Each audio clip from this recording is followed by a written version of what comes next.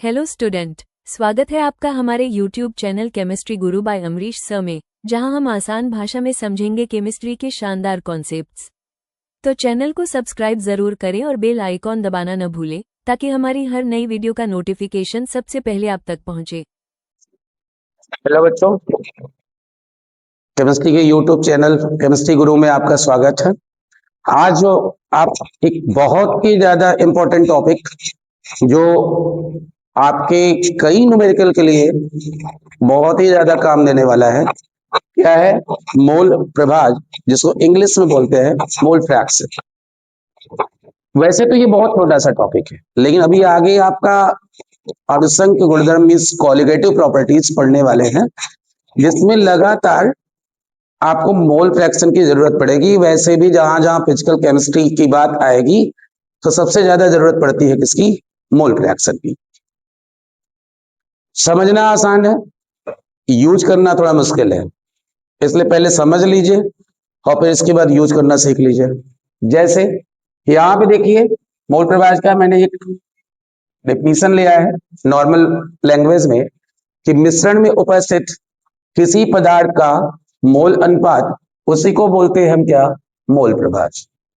बचपन की कुछ यादें फिर से ताजा करिए। बचपन में जब पहली बार अनुपात पढ़े थे या भिन्न संख्या पढ़े थे, फ्रैक्शन पढ़ा था, तो उस समय आपसे कहा जाता था कि आप इसका फ्रैक्शन बताइए। तो आप क्या करते थे? सीधा 1/4 ले लेते थे। और उस समय बचपन में यही जानते थे कि जितना सैडेड पार्ट है वो, जितना टोटल पार्ट है वो, जो सैडेड पार्ट है वो जाएगा न्यूमरेटर में, जो टोटल पार्ट है वो नीचे। मींस पार्ट वाला काम कौन करेगा? जिसका चाहिए, और टोटल का मतलब आल टोटल। उसी तरीके से यहां पर मान लीजिए कोई मिश्रण है ए बी सी, जिसमें 3 पदार्थ को हमने मिक्स किया है, जिसमें ए की मोलों की संख्या Na, बी के मोलों की संख्या Nb और सी के मोलों की संख्या Nc। तो उस आधार पर अगर हमको ए का मोल प्रभाज चाहिए तो ए का मोल प्रभाज बराबर क्या बताया? Part by total. तो ए का पार्ट क्या है? Na, और टोटल क्या है? Na plus Nb plus Nc। इसी तरह बी का मोल प्रभाज निकालना हो तो बी का मोल प्रभाज बराबर Nb upon Na plus Nb plus Nc। सी का मोल प्रभाज निकालना होगा तो सी का मोल प्रभाज बराबर Nc upon Na plus Nb plus Nc। Means simple language में अगर बोलेंगे तो यही कहेंगे ना कि जिसका भी मोल प्रभाज निकालना हो उनके मोलों की संख्या बटा कुल मोलों की संख्या। कुल का मतलब ये हुआ कि अब हमारे पास 3 पदार्थ थे, तीनों की मोलों की संख्या का मैंने योग लिया। कल को मेरे पास 5 पदार्थ हो जाएंगे तो पांचों की मोलों संख्या का योग हो जाएगा।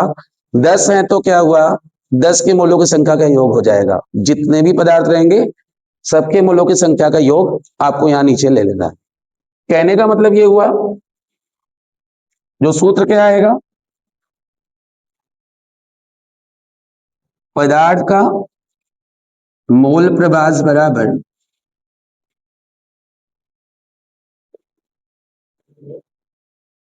प्रभाज के सॉरी पदार्थ के मोलों की संख्या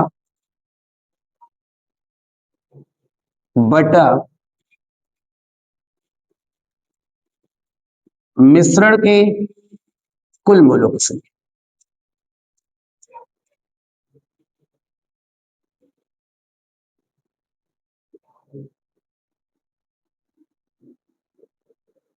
तो इस तरह से एक छोटा सा टॉपिक जिसका इंट्रोडक्शन आपके सामने हो गया, इसका एक स्क्रीनशॉट ले लीजिए। ले लिया होगा। अब आगे बढ़ते हैं। ये जो स्क्रीनशॉट लेते हैं बेटा, जैसे मान लीजिए आप न्यूमेरिकल लगाना स्टार्ट करते हैं, तो न्यूमेरिकल स्टार्ट करते समय मान लीजिए कहीं फंस गए, तो आप स्क्रीनशॉट देख लीजिए, तुरंत आपके सामने सूत्र आ जाएगा, आपके सामने पूरा कॉन्सेप्ट आ जाएगा। चलिए आगे बढ़े। तो ये तो हो गया मोल प्रभाष, लेकिन अभी कहानी थोड़ी सी बाकी है।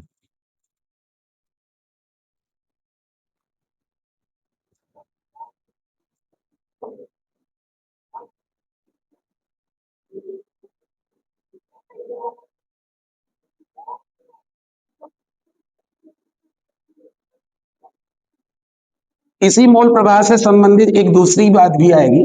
पहला तो मैंने कहा कि मोल प्रवाह निकालना कैसे है, लेकिन मोल प्रवाह मैंने क्या कहा था, सीखना आसान है, प्रयोग करना मुश्किल है। अब क्यों मुश्किल है, उसी मुश्किल को आसान करने के लिए दूसरे पॉइंट पर आते हैं।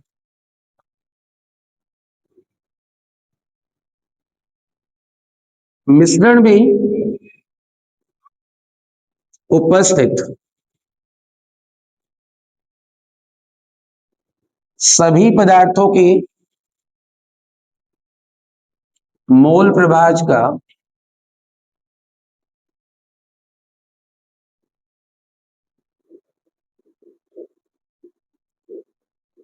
का योग सदैव एक होता है। ये बहुत जानना जरूरी है, क्योंकि आगे की जो जर्नी विलियन वाली है उसमें इस पॉइंट को बहुत ही ज्यादा ध्यान रखेंगे। इसका मतलब ये बहुत ही ज्यादा इंपॉर्टेंट पॉइंट है। जब तक ये पॉइंट हाथ में नहीं रहेगा तब तक आगे की कहानी बढ़ेगी नहीं। लेकिन प्रश्न उठता है कि सर बस एक सेंटेंस लिख दी है। चलिए इसको प्रूव करते हैं कि कहां से ये आया, होता भी है कि नहीं होता है। थोड़ा सा याद करिए। मोल प्रभाज किसका, ए का, इसको बोलते हैं जीटा। जीटा क्या है, सिंबल है किसका, मोल प्रभाज का। तो जीटा ए बराबर तो पता होगा n A upon n A plus N B plus N C, थोड़ी देर पहले पढ़ा था। जीटा बी बराबर n B upon n A plus N B plus N C. Zeta C बराबर n C upon n A plus N B plus N C. ये तो तीनों के मोल प्रभाज हो गए। अब क्या मैंने भी कहा कि तीनों का योग, तो zeta A plus zeta B plus zeta C बराबर एक, ये प्रूव करना है। तो जीटा ए की वैल्यू ले लीजिए n A upon n A plus N B plus N C. Zeta B अगर लेंगे तो n B upon n A plus N B plus N C. Zeta C लेंगे तो n C upon n A plus N B plus N C. अब देखेंगे अगर इसको, तो तीनों का जो डिनोमिनेटर मीन्स हर है वो एक बराबर है। और जब एक बराबर है तो ऐसे कंडीशन में यहां पर N A plus N B plus N C common denominator हो गया। इधर से एन ए, इधर से एन बी, इधर से एन सी कट के आ गया एक। तो इस तरीके से आप अगर देखेंगे तो जो ये पॉइंट लिखा है, मिश्रण में उपस्थित सभी पदार्थों का मोल प्रभाज का जो योग होता है वो सदैव एक होता है। तो वो कैसे आया वो भी आपके सामने है। इसका भी एक स्क्रीनशॉट लीजिए।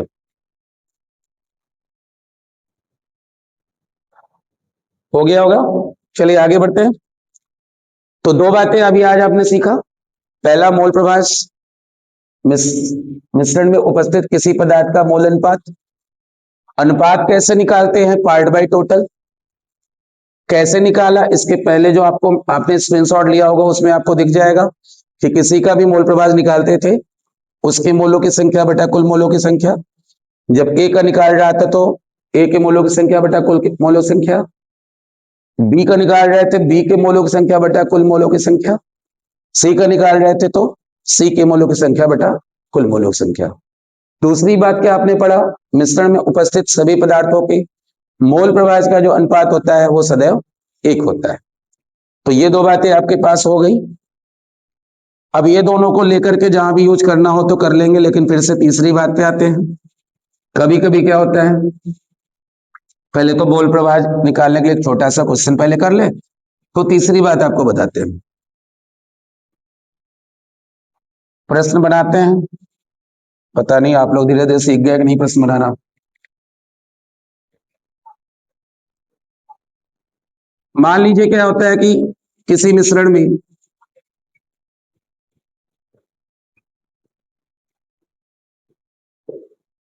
360 ग्राम ग्लूकोज,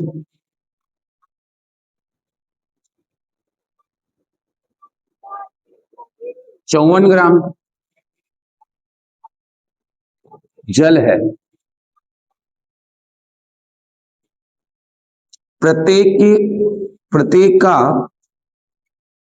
मोल प्रभाज ज्ञात कीजिए। तो सबके लिए सब क्या करना पड़ेगा, पहले तो सबके मोलों की संख्या निकालिए। अब मोलों की संख्या का सूत्र है दिया गया द्रव्यमान बटे अणुभार। तो जैसे मान लीजिए ग्लूकोज की बात करते हैं, तो ग्लूकोज का दिया गया द्रव्यमान 360, अणुभार कितना 180, नहीं सिखाऊंगा कैसे आया, क्योंकि पीछे के वीडियो में और कुछ नहीं किया हूं, यही सिखाया हूं। उसी तरीके से क्या जल की बात करते हैं, तो NH2O जब निकालना हो तो 54/18, 18 कैसे 2 + 16, 18 × 54, तो इनका मोलों की संख्या 2 आ गया, इनकी 3 आ गई, तो जीटा C6H12O6 मतलब ग्लूकोज का मोल प्रभाज बराबर ग्लूकोज के मोलों की संख्या बटा कुल मोलों की संख्या। ग्लूकोज की मोलों की संख्या 2 थी, कुल मोलों की संख्या 2 + 3 बराबर आ गया 2/5। और इसी तरीके से जीटा H2O निकालना था, तो 3/2 + 3 5, 3/5।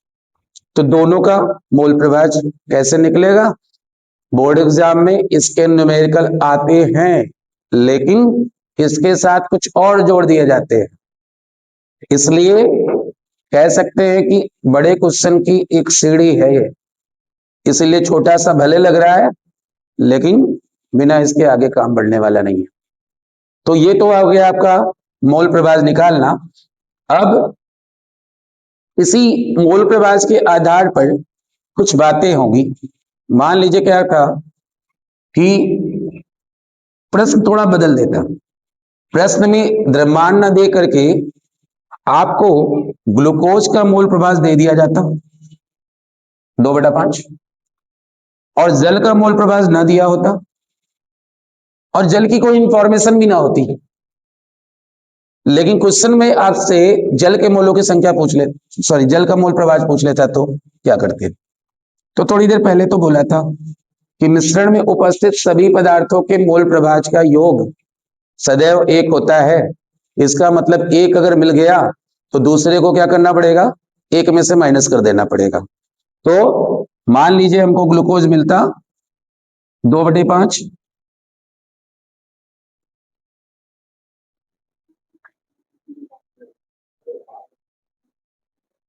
और हमको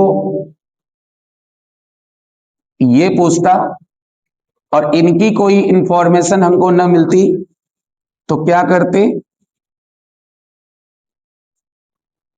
H2O निकालने के लिए 1 - 2/5 जब करते तो भी 3/5 आपको मिल जाता।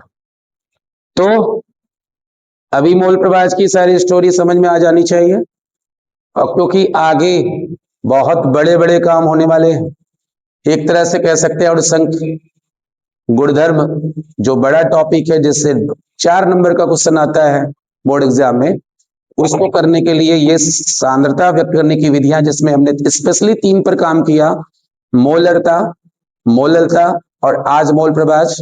और जितना भी वीडियो रहता है देखा करिए। और सबसे बड़ी बात जो बूस्टर चीजें देता हूं, क्या, संडे की लाइव क्लास, वो जरूर देखा करिए, क्योंकि वो जो रहेगा वो हमारा आपका आमने सामने की बात हो जाएगी, आप अपनी बातें भी डायरेक्ट कर सकते हो। तो लगातार मेहनत करते रहिए, आगे बढ़िए और चैनल को फुल सपोर्ट दीजिए अपना, जिससे कि आपकी पढ़ाई भी और आगे बढ़े। और इसे सब्सक्राइब करवाइए, शेयर करिए अपने दोस्तों को। Thank you.